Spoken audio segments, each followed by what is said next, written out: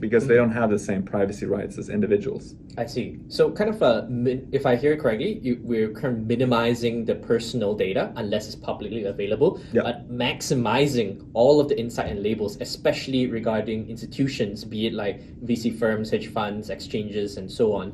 So it's almost it almost kind of fits into a narrative of empowering the retail people, right? Because it's kind of like, these institutions and potentially whales are doing things that move the market, and I don't know about it, and now I can know about it and I can follow it, and in fact kind of keeps them accountable because you can see whenever they do things. So is it almost like is there a certain spirit of keeping the big boys accountable in Nansen? Is that a motivation? Yeah, some people have said that we help level the playing field.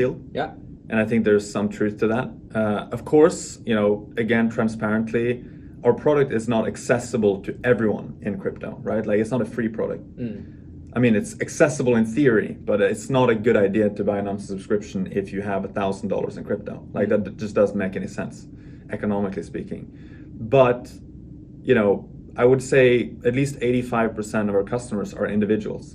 And many of these, I think all of these, users have never had access to analytics like this before. On high quality on-chain analytics used to be reserved for only government agencies, tax authorities, and the biggest exchanges paying like hundreds of thousands or millions of dollars a year to get access to it. So I do think that there's some degree of leveling the playing field here. I also feel like it's totally okay to shine a light on the most powerful entities in the world. And so in that sense, I do consider it a form of journalism. And I've often people sometimes, going back to your question about like data, the data landscape. Yeah. Another product that often gets mentioned is like Etherscan, right? And like, how is Nansen different from Etherscan?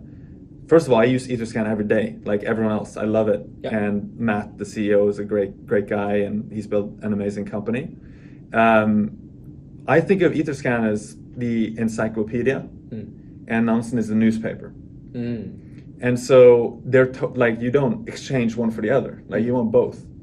And so what we do is to surface a signal, right? We highlight the stuff that you should know about, but you still want to use Etherscan to look up things and as a reference and to be that kind of objective voice.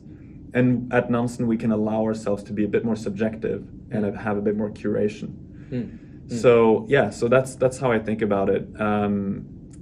It is funny because, like, compared to Etherscan, we seem like a premium or expensive product, right? I mean, the Etherscan is free, but compared to like the on-chain analytics companies that have traditionally been operating in the space, were extremely cheap.